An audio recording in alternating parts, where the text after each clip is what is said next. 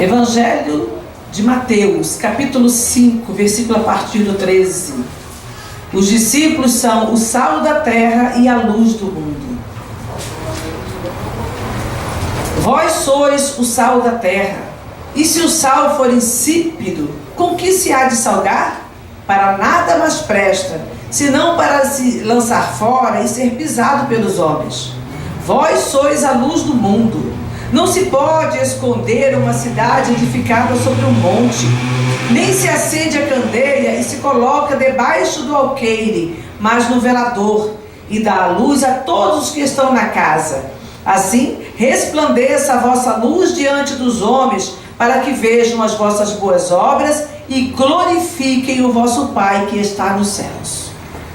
Meu Deus, a tua palavra nos fala aqui, Pai, sobre ser sal.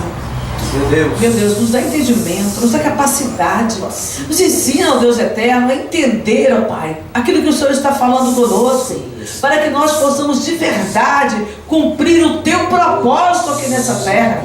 Espírito Santo de Deus, vem nos dar entendimento, vem abrir os nossos corações para a tua palavra, para a tua vontade, para o teu querer, meu Pai. No nome de Jesus Cristo de Nazaré, nós nos posicionamos diante do Senhor nessa hora, em nome de Jesus. Amém?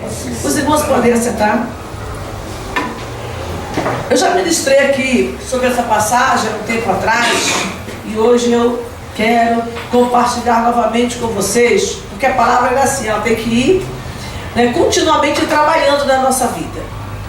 Você não bebe água uma vez só, você bebe água diversas vezes, e cada vez que você vai bebendo água, você vai nutrindo o teu corpo, você vai hidratando o teu corpo, melhor dizer. E nós precisamos disso. Se o seu corpo ficar desidratado, ele fica ressecado, e você vai ter um monte de problemas. A gente sabe o quanto a gente precisa de água. Assim nós precisamos também da palavra do Senhor continuamente nos nossos corações. Amém. Porque é ela que faz brotar vida em nós. Verdade. Então a palavra diz que nós somos o quê? O sal da terra. Sal serve para quê? Para preservar e para dar sabor. Se você compra por exemplo, no norte se usa muito, a gente fala carne do norte, aquela carne de sol, ou a carne salgada, pega-se a carne, coloca bastante sal nela, deixa ela curtindo no sol, ela fica no varal lá pendurada no sol, e aí depois aquela carne vai pro açougue, fica ali, ou no açougue, ou no mercado, fica ali exposta, sem nenhum tipo de, ela não precisa de conservantes, ela não precisa de mais ficar em lugar frio, ou ficar refrigerada, ela se mantém. Eu até acho que procurar saber quanto tempo ela dura, mas eu sei que ela fica muito tempo ali exposta, no tempo que ela sai de lá, vem para cá, passa pelo transporte, e ela não se estraga, porque o sal faz com que ela seja preservada. Então o sal serve para isso, para preservar e para dar sabor. Você come uma comida, esquece de colocar o sal, aí você já vem com o salzinho assim por cima, cru mesmo, coloca por cima para poder a comida ter sabor. É muito desagradável, a não ser que você se acostume com isso, mas é muito desagradável uma comida sem nenhum sal. Pegar arroz, feijão, carne, salada, tudo sem sal é muito difícil de comer. Aí, alguma coisinha, nem que esteja um pouquinho na carne, em algum lugar, você precisa de um pouco de sal. É até o nosso hábito já, o hábito alimentar. Então o sal é para isso, ele dá um sabor diferenciado. Agora, se eu sou sal aqui na terra, que tipo de sabor eu tenho que dar para o mundo? Certamente não é o carnal, tá? Certamente não é sabor carnal. Eu tenho que também ajudar a preservar. Preservar o quê? O sal não está... Eu acabei de falar que ele vai preservar. Ele vai preservar o quê? Ele vai preservar valores morais. Ele vai preservar fé. Quanto pessoas realmente comprometidas com Deus estão fazendo parte de um círculo social, ele vai influenciar aquele círculo social aonde ela estiver. Casa, igreja, trabalho, escola, comunidade, ele vai influenciar. Você precisa ter entendimento disso. Você está aqui para influenciar e não para ser influenciado pelo meio. Nós estamos aqui para mostrar quem é que habita em nós. Quando você age como verdadeiro cristão, quando você... É até interessante, eu vi muito nesses últimos meses agora, as pessoas falando sobre o cristianismo, como hoje ele tem se envolvido nas questões políticas até, e tem interferido nisso. E alguns chamam esses fundamentalistas evangélicos, fundamentalistas católicos, fundamentalistas religiosos, né? Por que isso? O que quer dizer isso, fundamentalista? É aquele que está fundamentado em uma determinada doutrina, em um determinado costume. E nós estamos verdadeiramente fundamentados aqui, ó, nos costumes bíblicos, na palavra, que ajudam a preservar a sociedade. Se a sociedade perder os valores familiares, ela se destrói. Está provado. Todo povo que se corrompe em excesso, ele é destruído pelo próprio pecado. Por que vêm as guerras? Não é do excesso de violência? E não mata? As pessoas, quando perdem o respeito, perdem os valores básicos de família, elas vão perdendo o amor umas para com as outras, o amor verdadeiro, o amor ágape, esse amor altruísta. As pessoas vão perdendo, e esse amor faz com que as pessoas se destruam umas às outras. E a igreja, ela se contrapõe a tudo isso. E ela começa a influenciar positivamente uma sociedade, para que os valores sejam preservados e para que a sociedade viva como um todo, em harmonia. Você influencia sim o lugar onde você vive. Quantas vezes eu já falei aqui, acho que semana passada, a pessoa está conversando num grupinho, e aí de repente alguém vai lá e solta o palavrão, aí lembra que tem um cristão, de verdade. Uma pessoa que demonstra pela sua conduta uma forma de agir diferente. O que eles fazem? Ai, desculpa, perdão. Porque elas falaram alguma coisa que não é comum àquela pessoa. E a pessoa sabe que vai constranger a outra, então a pessoa, por respeito, ela pede até perdão. Ou seja, olha só, a tua presença no determinado meio pode fazer até com que as pessoas deixem de xingar, de contar piadas obscenas. Por quê? Porque você influencia o meio em que você vive, se você estiver no Senhor. Então é isso que o cristão precisa entender. Eu sou sal. Eu tenho que preservar o meio em que eu vivo. Preservar de quê? Da corrupção. E o que é a corrupção? É justamente isso, quando os valores se degradam. Então eu tenho que fazer a diferença nesse meio. No começo as pessoas podem estranhar, podem te humilhar, podem fazer um monte de coisas, mas quando passar do tempo, com o passar do tempo, e ela percebe que a tua conduta é inalterável, que você não se muda, que você não se adequou ao meio, as pessoas começam a te respeitar. Sabe por quê? Porque tem muita gente que pede respeito sem se dar o respeito. Tem gente que chega no lugar querendo mandar, mas ela não se dá o respeito. Quando vai passando o tempo, você começa a perceber que aquela pessoa não tem uma conduta íntegra. Ela não age da maneira que ela fala. Ela fala muita coisa, fala até coisa de Deus, mas ela não tem uma conduta correta. Aí o tempo vai passando, você começa a perceber, mas fulana, ela está aqui dando uma de santinha, mas ela é fofoqueira. Ela traz confusão, ela traz contenda, ela traz discórdia. Aí a pessoa já começa a se ligar, peraí, ela não é tão crente assim não. Aí daqui a pouco você está contando uma piada lá, imoral, e a pessoa está lá no meio dando gargalhada. Aí, opa, peraí, é o santinho, aí é o famoso chamado santinho do pau oco, né? Não tem nada dentro. Então você começa a falar, peraí, essa pessoa não está com sal. Ela não se preserva, nem a si mesma. Como que ela pode preservar o ambiente em que ela vive? Como é que eu posso dizer que eu tenho sal se eu não estou preservada dos costumes do mundo? Se eu não consigo viver nesse mundo sem me contaminar? Abra sua Bíblia aí, na carta aos Romanos, capítulo 12. Desculpa, antes um pouquinho, vamos ler Marcos.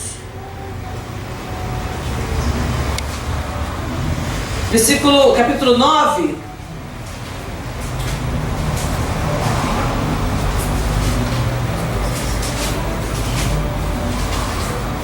A palavra um pouco mais dura, mas eu quero só para a gente tirar alguma coisa aqui de dentro. Versículo 47. E se o teu olho te escandalizar, lança-o fora. Melhor é para ti entrares no reino de Deus com um só olho, do que, tendo 2 olhos, ser lançado no fogo do inferno, onde o seu bicho não morre e o fogo nunca se apaga. Porque cada um será salgado com fogo e cada sacrifício será salgado com sal. Bom é o sal, mas se o sal se tornar insulso, com que o adubareis? Tende sal em vós mesmos e paz uns com os outros.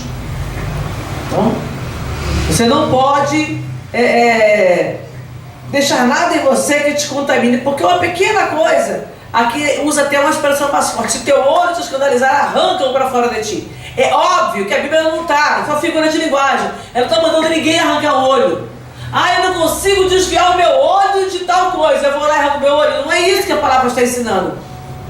Ela está mostrando como é sério você permitir que uma pequena parte do teu corpo se deixe contaminar. Às vezes é ouvindo o que não deve, às vezes é vendo o que não deve, é indo em determinado lugar onde não deveria ir. Então você tem que tomar cuidado para que você não vá em lugares que possam te contaminar. Mas o versículo que eu quero mais chamar a atenção é o último versículo que nós lemos. Diz assim, olha: tende sal em vós mesmos e paz uns com os outros. Eu tenho que ter sal. Eu tenho que ter isso na minha vida. Eu tenho que estar preservada primeiro. Se eu não conseguir deixar de me contaminar com as coisas, se eu não conseguir preservar a integridade, íntegra na presença do Senhor, conforme a palavra fala, como é que eu posso influenciar o meio onde eu vivo? Então primeiro começa aqui, olha, começa sempre na nossa vida, começa sempre no nosso coração. Somos nós que temos que nos posicionar, somos nós que temos que estar diante do Senhor a cada dia. Não é fácil, é uma batalha diária contra nós mesmos. A maior batalha é contra a tua própria carne. É o teu desejo que você vai ter que lutar contra ele todo dia. E não é fácil para ninguém. A irmã estava falando aqui no começo do culto. Aqui eu quero saber se tem alguém nesse mundo que não passa por um tipo de luta, que não passa por um tipo de adversidade. Não tem. Todos nós passamos por algum tipo de luta. A diferença é que quando a pessoa já está mais amadurecida espiritualmente, mais firmada na palavra, ela consegue ultrapassar as lutas com o menor pesar, com o menor desgaste, porque ela consegue compreender dentro da palavra que aquelas coisas vão ser daquela maneira. Eu estava lendo essa semana sobre a morte de Moisés, a morte de Arão, né? Antes de entrar na terra prometida, aquela geração de 20 anos e para cima, que saiu do Egito com mais de 20 anos, já havia perecido no deserto. Então chega um momento que Miriam já havia morrido, aí está Arão, Moisés, Caleb e Josué. Os outros todos eram bem mais novos que eles. E quando está próximo à entrada, primeiro morre Arão. E é interessante que o Senhor fala: olha, sobe com o teu irmão Arão e com Eleazar o sacerdote, filho de Arão, que haveria de se tornar então sumo sacerdote.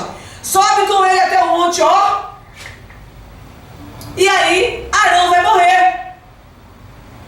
Arão tira as suas vestes sacerdotais, Moisés pega aquelas vestes, veste no filho dele, e ele morre ali, com 123 anos.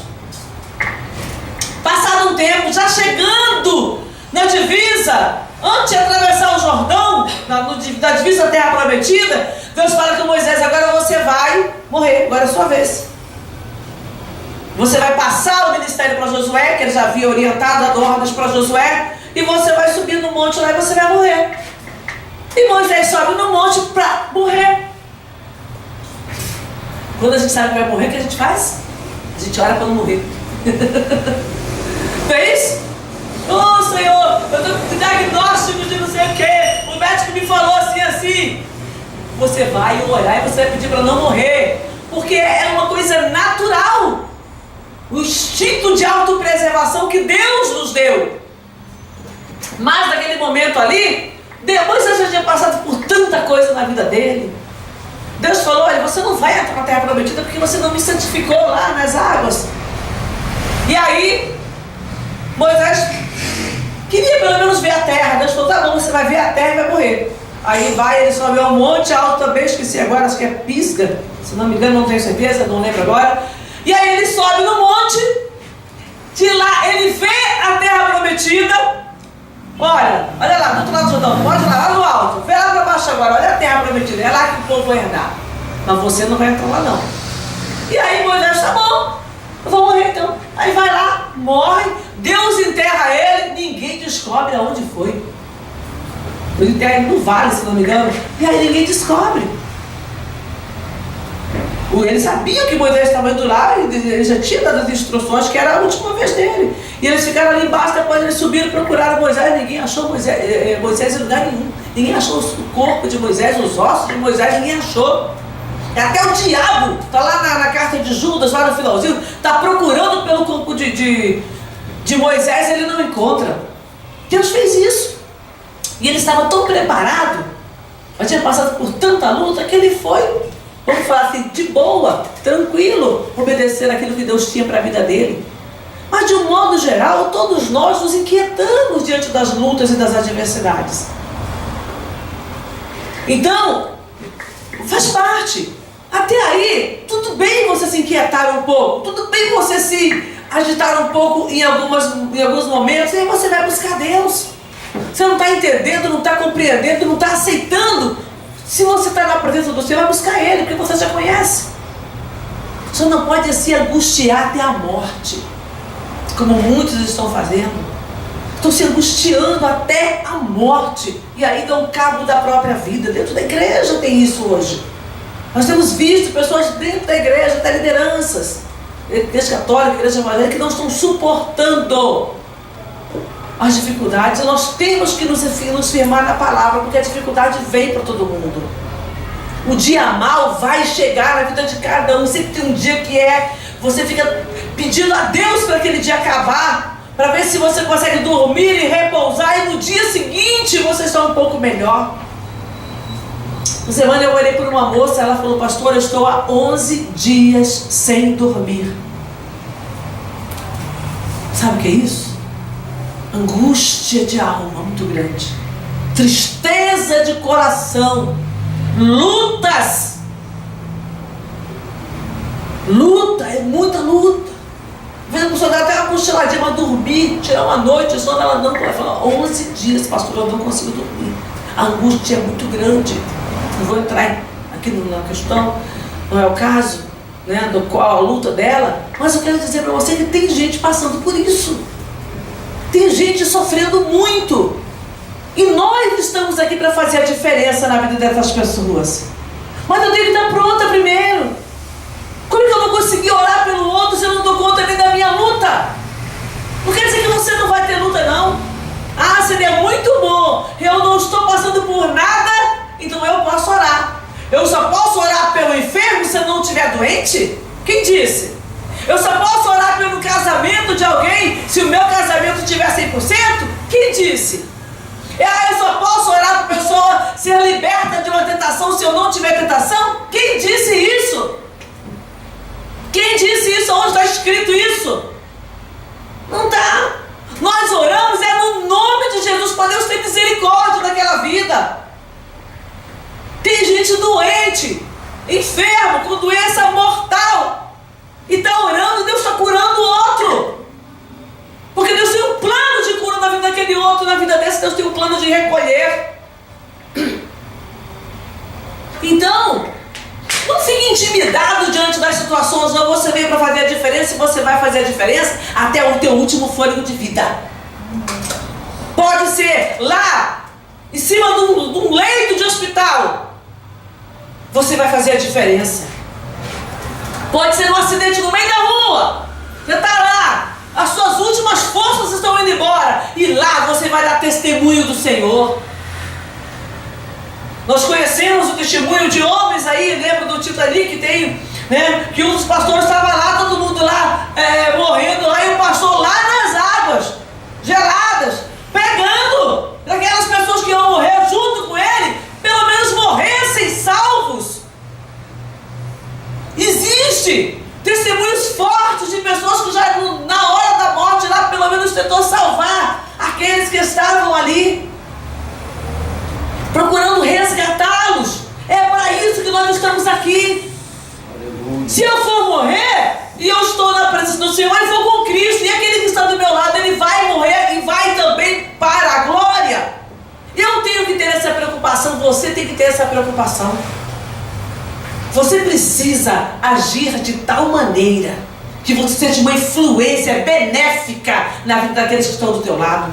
Eu tenho falado isso muito para a Natália. Você tem que ser uma influência benéfica, não é isso?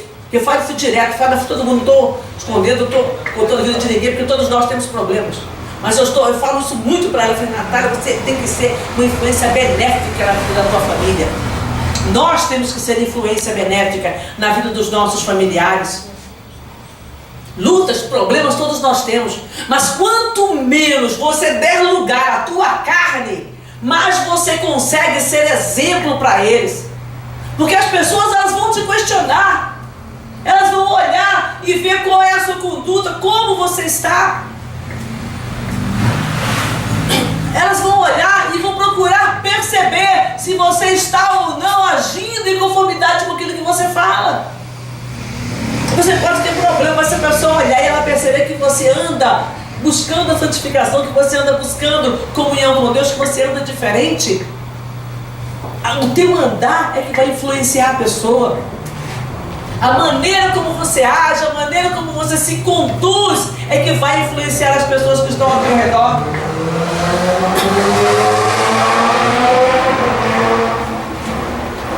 Nós precisamos disso. Nós precisamos influenciar positivamente, mas eu preciso estar em paz com Deus.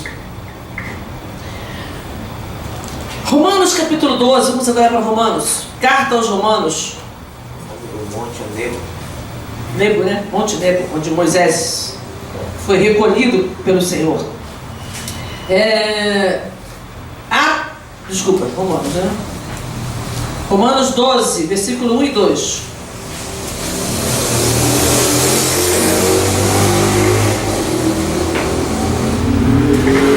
Rogo-vos, pois, irmãos, pela compaixão de Deus, que apresenteis o vosso corpo em sacrifício vivo, santo e agradável a Deus, que é o vosso culto racional. E não vos conformeis com este mundo, mas transformai-vos pela renovação do vosso entendimento, para que experimenteis qual seja a boa, agradável e perfeita vontade de Deus. O que a palavra está ensinando para a gente? Não se conforme, não assuma a forma do mundo. Conformar é isso, é assumir a forma.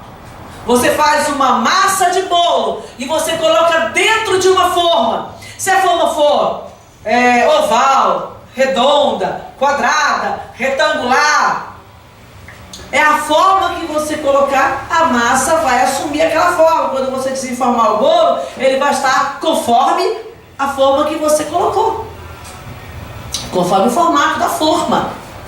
Nós, porém, não podemos nos conformar com esse mundo, não podemos nos amoldar a esse mundo, mas nós precisamos nos transformar pela renovação do nosso entendimento. Renovar, fazer novo. Eu estou andando, eu estou aprendendo coisas, eu estou assimilando coisas, mas aí eu vou na palavra e me renovo. Peraí, opa, Eu não posso me amoldar a esse mundo. Então eu vou aprender, vou adquirir conhecimentos, eu vou aprender a lidar com esse mundo. Eu vou estar no mundo. Eu vou trabalhar no mundo. Eu vou casar no mundo. Eu vou ter filho no mundo. Estudar nesse mundo. Mas eu não vou me amoldar a esse mundo.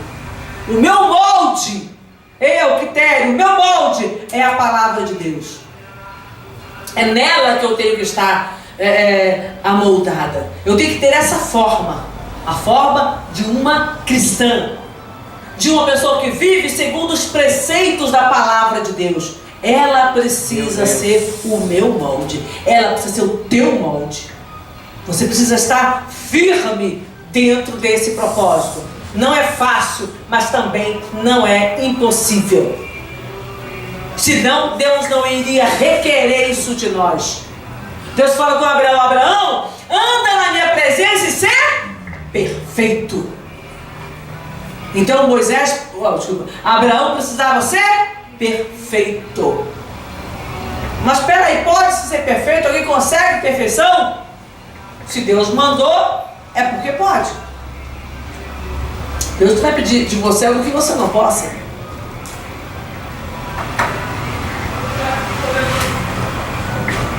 Segunda carta aos Coríntios, logo depois do livro seguinte, depois da 1 Coríntios, segunda carta aos Coríntios, capítulo 13, versículo do 5 ao 9. Olha como é que a gente pode fazer isso. Olha como que a gente pode adquirir essa forma. Olha como que a gente pode adquirir essa perfeição.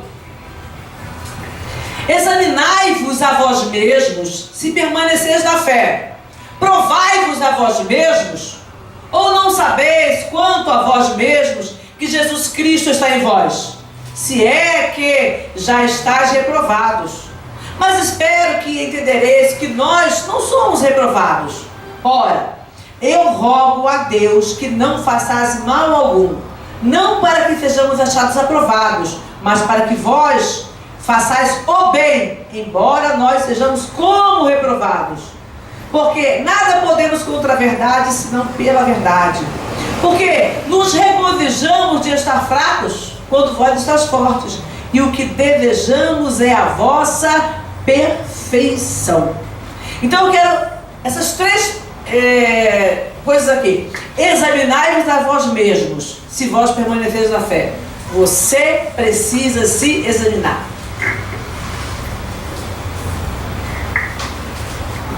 Nós estamos sempre querendo que alguém nos examine, ou permitindo que as pessoas nos examinem e nos incomodando com o exame alheio. O maior e mais perfeito exame é o que você faz de você mesmo diante de Deus. Sabe por quê? Todos nós estamos desnudos diante do Senhor. Diante do Senhor não temos capa nenhuma, não temos uma veste. O Senhor olha o nosso ser, o nosso profundo. Então eu posso olhar para você e fazer um exame errado. Eu vou olhar e eu vou ver aquilo que é aparente. Quantas vezes você já se decepcionou com alguém? Alguém aqui já fez um exame de uma pessoa achando que ela era do bem e ela era do mal? Faz assim, ó. Todo mundo, né? Todo mundo já passou por isso. Agora, vou fazer a pergunta inversa. Alguém já olhou para alguém achando que aquela pessoa era do mal e depois você descobriu que a pessoa era gente boa pra caramba? Quem era? É isso. Nós vamos muitas vezes fazer um juízo de valor errado a respeito do nosso próximo. Você vai olhar para a pessoa e de cara você vai falar: nossa, essa pessoa aí me dá medo. Ou essa pessoa aí, nossa, essa mulher parece uma mulher à toa. Ou esse senhor parece um cara sem vergonha. E de repente você vai olhar, homem mais íntegro. De repente ele estava brincando e você olhou assim e teve aquela primeira impressão errada. E a pessoa é gente boa, pessoa íntegra de conduta. Mulher que você achava que de repente você viu uma moça assim, com alguma brincadeira, com alguma roupa que você achou meio esquisita, e você fala: nossa, essa aí deve ser a maior. E aí você vai olhar e fala: nossa, como eu me enganei até dessa pessoa. Que pessoa do bem, que pessoa boa. E O inverso também é verdadeiro. Você olha a pessoa, nossa, aquela cara de santinha, aquela roupinha toda comportadinha, aquela fala bonitinha, mas quando você vai lidar com a pessoa, você fala, meu Deus, você é pessoa do inferno. Você é filho do inferno. Então isso, por quê? Porque o nosso exame do próximo pode ser muito errado. Agora, quando eu me examino diante do Senhor, é eu e Deus. Eu posso até entender, eu tenho às vezes errado, mas o Senhor é minha testemunha do quanto eu estou lutando para fazer certo. Eu ainda não alcancei. Ainda, por um tempo, eu não alcancei ainda, mas eu estou lutando, pelejando, batalhando e eu vou vencer em nome de Jesus, porque Deus conhece o meu coração. Glória a Jesus. Ele sabe o quanto eu tenho lutado, o quanto eu tenho me esforçado, o quanto eu tenho batalhado para ser sincera diante dele. Não é nem diante do homem, é diante de Deus. Porque quando você é sincero diante do Senhor, as pessoas ao teu redor vão ver. O testemunho ele passa a ser automático, porque as pessoas percebem a diferença na tua vida. Então essa é uma das partes que eu falei. Examinar e provai-vos a vós mesmos. O autoexame é uma coisa. Você se examina, você olha, você faz aquela análise. Agora provai-vos a vós mesmos. É diante das situações que você vai se provar. Quando você está diante de uma determinada situação, e aí você vai saber como é que você vai agir. Eu agi assim, mas agora eu já fiz o exame, eu já vi onde eu estava errando, agora diante dessa situação eu vou agir diferente. É quando chega diante da situação, porque aquela situação está ali diante dos teus olhos todos os dias, e aí você vai ter uma atitude diferente. Você olha, venci mais uma. Já tive uma atitude diferente. Eu consegui passar por essa prova e vencer. É isso que Deus quer de nós. Você tem sal? Então se preserve. Adquira conhecimento e se mantenha nele. Permita que esse conhecimento renove o teu entendimento e você cresça diante do Deus Todo-Poderoso. Glória a Jesus. E no finalzinho lá, no versículo 9, Paulo fala para os coríntios: o que nós desejamos é a vossa perfeição. Olha de novo a palavra. Eu falei que Deus falou com Moisés, com Abraão, lá no comecinho, na era dos patriarcas, quando Deus chama Abraão. Agora, no Novo Testamento, a palavra é a mesma. O que nós desejamos é a vossa perfeição. Você tem que ser perfeitos. Buscando isso a cada dia. Não é que você já alcançou, não. Nem fique desesperado se você não alcançou. Simplesmente batalhe para alcançar. O grande problema é que a pessoa acha que uma coisa é difícil demais e ela desiste. Quantas vezes eu já desisti e já me arrependi? Eu não tenho que desistir diante das dificuldades, eu tenho que caminhar para a perfeição. Está difícil hoje? Vamos embora. Vamos seguir. Vamos hoje, vamos amanhã, vamos depois que a gente vai conseguir. Efésios 4, 29. Vou ler mais 2 versículos para nós encerrarmos. Você está em Coríntios, vai passar Gálatas, depois Efésios. Efésios capítulo 4, versículo a partir do 29.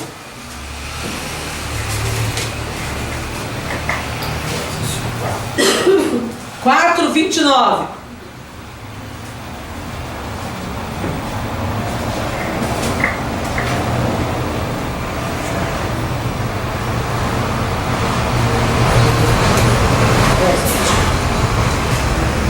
Glória a Deus. Só que o 4 estou achando aqui. 4, 29. Não saia da vossa boca nenhuma palavra torpe, mas só que for boa para promover a edificação, para que dê graça aos que a ouvem. E não entristeçais o Espírito Santo de Deus, no qual estáis selados para o dia da redenção. Toda amargura, ira, cólera, gritaria, blasfêmias e toda malícia seja tirada de entre vós. Antes, sede uns para com os outros benignos, misericordiosos, perdoando-vos uns aos outros, como também Deus vos perdoou em Cristo. A Bíblia diz: não saia da vossa boca nenhuma palavra torpe, nenhuma palavra maligna, nenhuma palavra que não seja boa. Vou dar uma dica para você.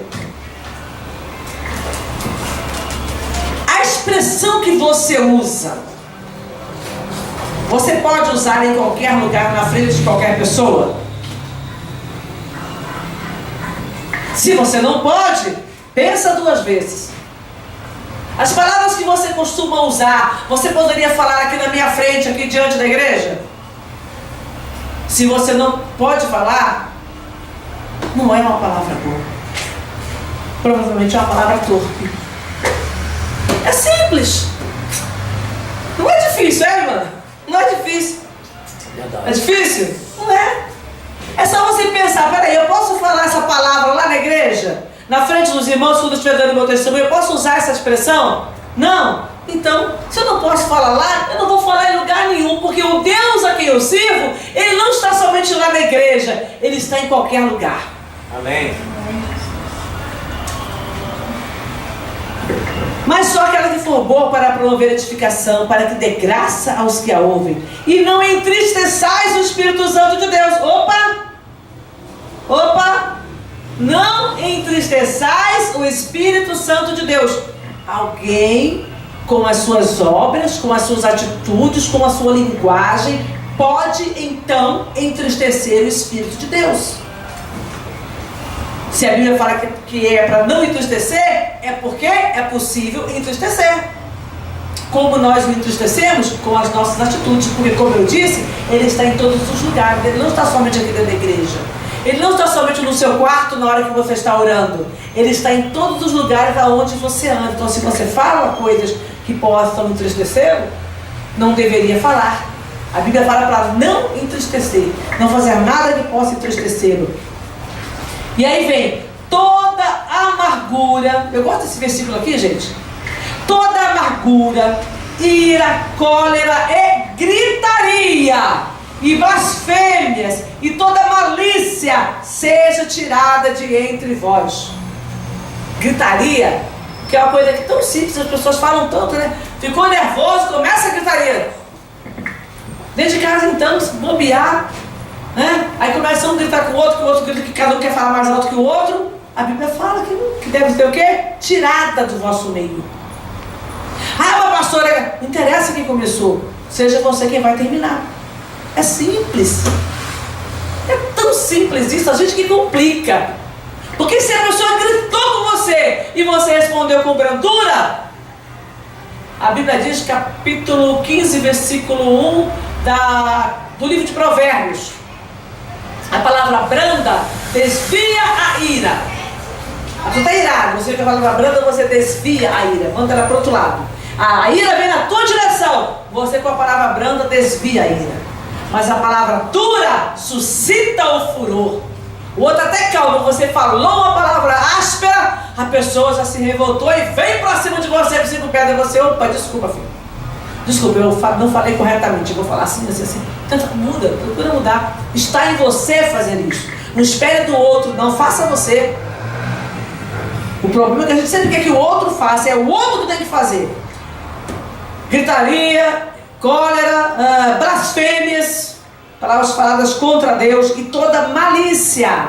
Aquela maldadezinha, mas não tem nada demais, é só uma palavrinha, só uma gracinha, só uma piadinha. Malícia, seja tirada de entre vós. Se é malicioso, não fala, não faz. Evita, foge. Antes sede uns para com os outros benignos, misericordiosos, perdoando-vos uns aos outros, como também Deus os perdoou em Cristo. E lá em Colossenses, não vou ler para ganhar tempo, Colossenses 4:6 está escrito que a vossa palavra seja sempre temperada com sal. Se você tem sal em você mesmo, quando você falar vai sair o quê? Uma palavra temperada.